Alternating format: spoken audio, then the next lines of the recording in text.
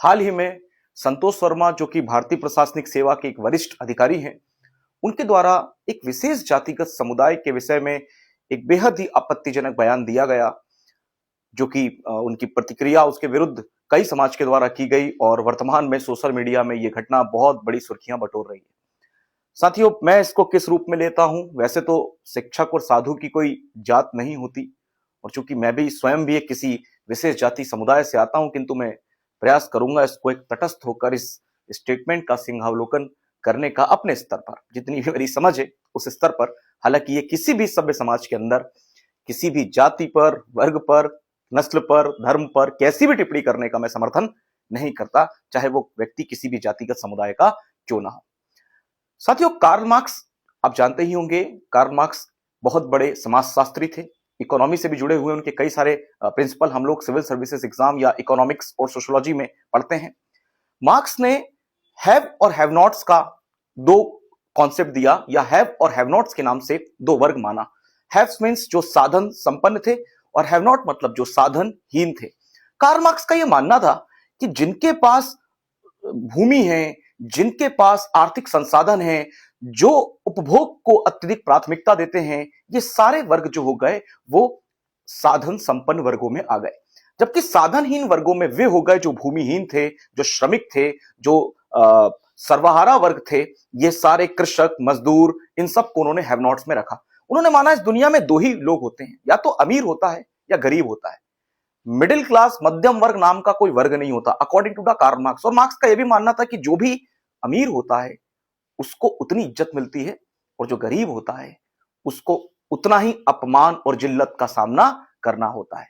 Marks की theory संपूर्ण 18वीं 19वीं 20वीं शताब्दी तक संपूर्ण विश्व के अंदर, विशेष रूप से साम्यवादी देशों में बहुत ज्यादा प्रचलित रही। और दक्षिण अमेरिका, उत्तर अमेरिका, यहां तक कि दक्षिण अमेरिका जब 90% के आसपास ईसाई धर्मावलंबी है, वहां पर भी यूरोप में, अफ्रीका में, एशिया में, लगभग अधिकांश देशों में मार्क्स के इस सिद्धांत को न केवल माना गया, न केवल इसे स्वीकार किया गया, बल्कि इसे पढ़ाया भी जाता है कई विश्वविद्यालयों में। माना जाता है इसका कोई एक्सेप्शन नहीं है मार्क्स की थ्योरी का कि केवल दो ही वर्ग होते हैं, और जो साधन संपन्न होता है वो सम्मान का पात्र होता है, इसका कोई अपवाद नहीं था। किंतु जर्मनी के ही एक समाजशास्त्री मैक्स मूलर ने जब भारतीय समाज का अध्ययन किया तो उन्होंने पाया कि यहां मार्क्स की आइडियोलॉजी पूरी तरीके से गलत है। क्यों? क्योंकि भारत के अंदर वर्ग दो नहीं, वर्ग चार है। ब्राह्मण, क्षत्रिय, वैश्य और शूद्र। और ये भारतीय मिलकर के ब्राह्मणों को अत्यधिक सम्मान देते हैं। और ब्राह्मण वो वर्ग है जिसके पास ना तो भूमि है, जो थी वो भी दान दी हुई भूमियां थी, ना तो इनके पास, ना तो ये कोई राजा महाराजा है, ना ही इनके पास किसी भी तरीके की साधन संपन्नता है, जैसा कि कार्ल मार्क्स ने यूरोप के अंदर बोला था, और जिसका कहीं एक्सेप्शन नहीं मिल रहा था। भारत के अंदर जो उस समय का जो हमारा वैश्य समाज था, उस समय के जो राजा महाराजा, फ्यूडल्स, जमींदार जो हुआ करते थे, ये साधन संपन्न थे। किंतु जहां तक बात सम्मान के स्तर की थी, सम्मान उस जाति को सर्वाधिक था जो वास्तव में दान, और या भूमिदान बोल दें, या समाज के द्वारा दिया गया उनको जो है भिक्षावृत्ति के रूप में जो कुछ अनाज का दान हो गए, उन्हें सबसे ज्यादा सम्मान मिला करता था। और इसका पीछे का आधार ज्ञान था, क्योंकि ब्राह्मण उस समय ज्ञान को बहुत अधिक महत्व दिया करते थे, और ज्ञान और पवित्रता के आधार पर ही ब्राह्मण का समाज के अंदर अत्यधिक न केवल सम्मान था, बल्कि जो है सामाजिक स्तरीकरण की व्यवस्था में वो सर्वोच्च जाति हुआ करती थी। साथियों, धीरे धीरे यह व्यवस्था आगे बढ़ती रही। हालांकि हम ये मान रहे होते हैं कि जाति व्यवस्था के उदय का कारण या तो ऋग्वेद के 10वें अध्याय में हमें साहित्यिक जानकारियां मिलती है, या फिर हम लोगों को मनुस्मृति में जो जानकारी मिलती है उसके माध्यम से जाति व्यवस्था का उल्लेख उन दोनों ग्रंथों में हुआ है, वहीं से जाति व्यवस्था आई, ऐसा कुछ लोगों का मानना है। और यह भी मानना है कि यह व्यवस्था ब्राह्मणों द्वारा बनाई गई है, ब्राह्मणों ने जाति व्यवस्था दूसरे जातियों पर थोपी, ऐसा एक बहुत बड़े तबके का देश के अंदर मान्यता है। हो सकता है आइए संतोष वर्मा जी भी उस तबके से संबंध रखते हो, वैचारिक तबके की बात कर रहा हूं मैं, हो सकता है उस तबके से संबंधित हो जो ये मानता हो कि जाति व्यवस्था ब्राह्मणों ने बनाई और दूसरों पर थोपी। शायद हो सकता है उन्हें इस विषय में जानकारी या सीमित है, या हो सकता है उन्होंने उस तरीके से अध्ययन न किया। साथियों, ये व्यवस्था क्या थोपी गई या देश की सभी जातियों ने इसको स्वीकार करी, ये बहुत बड़ा यक्ष प्रश्न है। साथियों, भारत के अंदर एम एन श्रीनिवासन ही लिखते हैं, जो कि बहुत प्रसिद्ध समाजशास्त्री हैं, कि भारत के अंदर जितनी भी जातियां हैं, ये सारी जातियां में हायरार्की है, और छोटी से छोटी भी मानी जाने वाली कोई जाति अपने से निम्न एक जाति ढूंढ लेती है जो उससे भी छोटी हो। आप सभी समाज, सभी जातियों के अंदर देखेंगे तो उनमें से कोई अपने आप को श्रेष्ठ बोल रहा होगा और दूसरों को अपने आप को कोई बोल रहा होगा कि ये हमसे छोटे हैं। ब्राह्मणों में कान्यकुब्ज बोल रहे होंगे बड़े हैं, वो बोलेंगे वशिष्ठ हमसे छोटे हैं, वो बोलेंगे सांडिल्य हमसे छोटे हैं, वो बोलेंगे बाकियों के विषय में बोलेंगे कि वो हमसे छोटे हैं। इस तरीके से हर जातियों के अंदर भी एक उपजातियां हैं। इसका मतलब यह व्यवस्था क्या सच में थोपी गई है या सभी जातियों के द्वारा इसको स्वीकार किया गया है, ये जानने योग्य विषय है और ये शोध का विषय, जो कि अभी भी एक शोध का विषय है। किंतु डॉक्टर बाबा साहब अम्बेडकर ने इन सभी साहित्यिक जगत के और इन सभी विचारों के प्रकाश में अपनी एक पुस्तक हु वर द शूद्रास लिखी। उस पुस्तक में उन्होंने ब्राह्मणवाद का विरोध किया। जब उन्होंने ब्राह्मणवाद का विरोध किया तो डॉक्टर अम्बेडकर ब्राह्मण जाति के विरोधी नहीं थे, वो ब्राह्मणवाद के विरोधी थे। और यहां ब्राह्मणवाद से तात्पर्य श्रेष्ठता की भावना से। श्रेष्ठता की भावना ये किसी भी जाति के अंदर हो सकती है, अपने से छोटी जातियों के विरुद्ध। आप देखेंगे कि अनुसूचित जाति समाज के ही अंतर्गत, उस वर्ग के अंतर्गत सबसे दोयम दर्जे की स्थिति, सबसे संवेदनशील स्थिति आप वाल्मीकि समाज की देखेंगे उनकी। जबकि हिंदू धर्म के अगर हम पौराणिक इतिहास को देखें तो वाल्मीकि समाज की बहुत बड़ी भूमिका है और समाज बहुत सम्मानित समाज रहा है। किंतु आप देखें देश के अंदर जितने भी नगर निगम हैं, सबसे बड़ा वर्ग वाल्मीकि समाज का ही है जो स्वच्छता के काम में शामिल है। अब देखिए उनके घर में लोग भोजन तक नहीं करते, पानी तक नहीं पीते, और ये उस वर्ग के ही व्यक्ति जो अनुसूचित जाति वर्ग के ही अंतर्गत आते हैं, वो भी जो है वाल्मीकि समाज के साथ जो है अनटचेबल जैसा ही बिहेव कर रहे होते हैं। इसमें कोई राजपूत, ब्राह्मण या कोई अन्य जाति के व्यक्तियों की इस तरीके से कोई विशेष भूमिका नहीं मिलेगी जितनी आपको उस वर्ग के अंदर ही मिलेगी। इसलिए बाबा साहब अम्बेडकर जब बोल रहे हैं ब्राह्मणवाद के विरोध, तो वो हर वर्गों के लिए, सामान्य भी, पिछड़ा वर्ग भी, अनुसूचित जाति भी, जनजाति भी, सभी वर्गों में, यानी कि ब्राह्मणवाद का अर्थ ही है श्रेष्ठता की भावना। और डॉक्टर अम्बेडकर उसके विरुद्ध थे। डॉक्टर अम्बेडकर यह एक बहुत अच्छी सी बात उल्लेख करते हैं।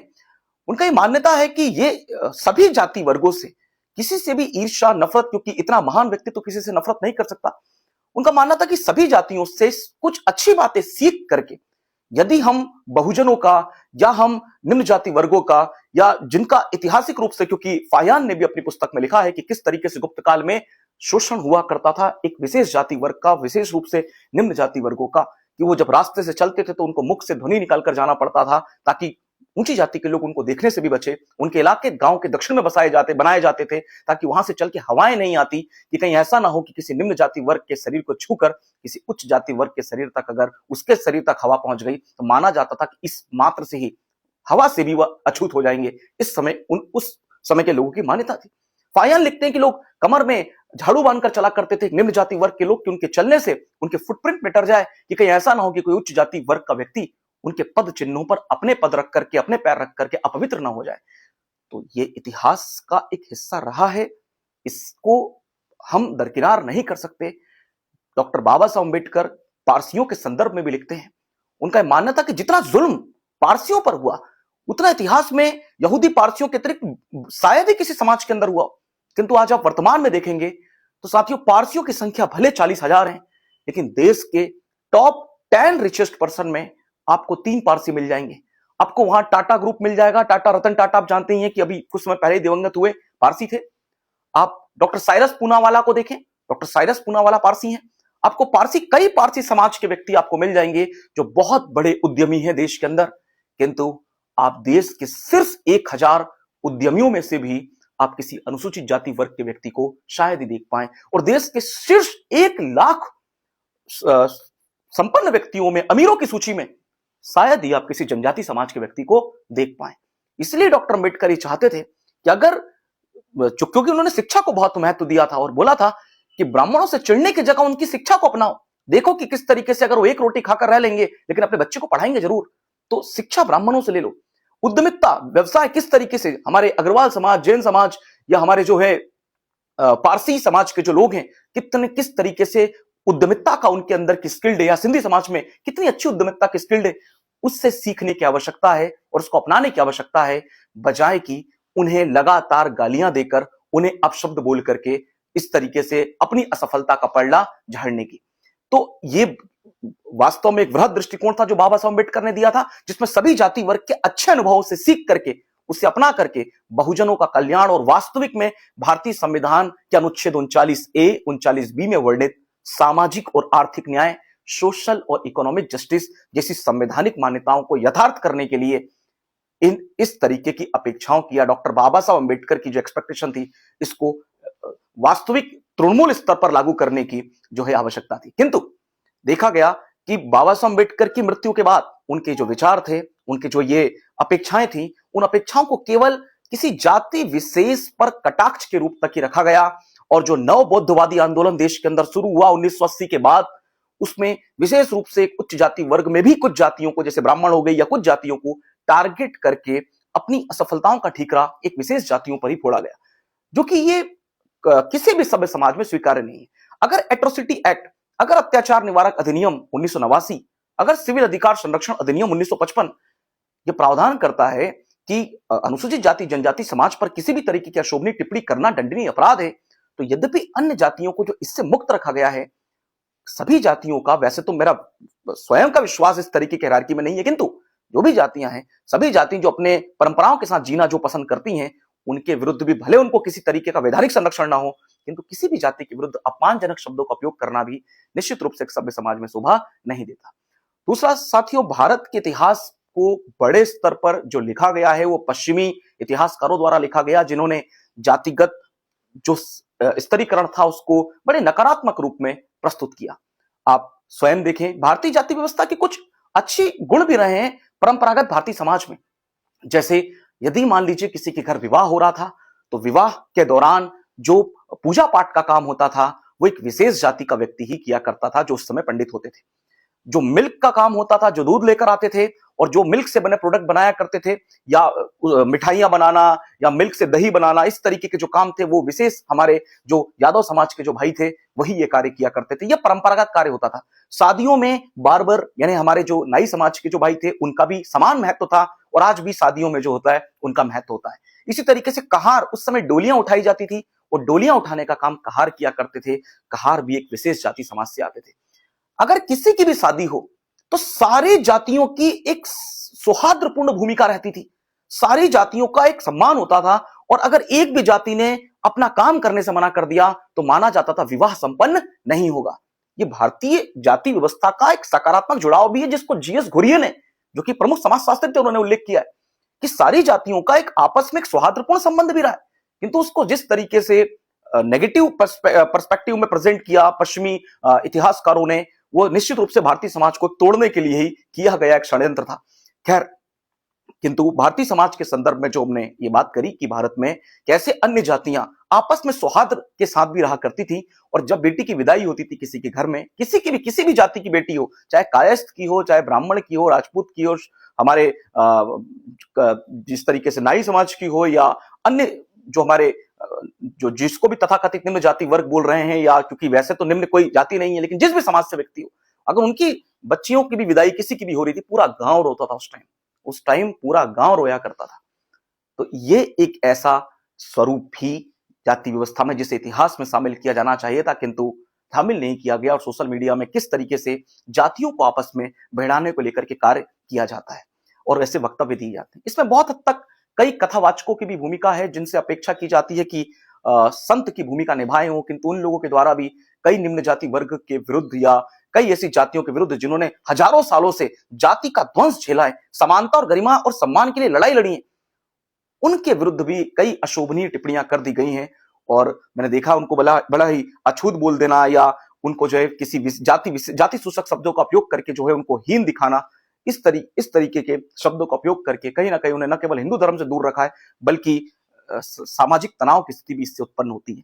तो वास्तव में संतों की भूमिका समाज को जोड़ने के लिए होनी चाहिए, जाति धर्म के आधार पर बांटने की नहीं।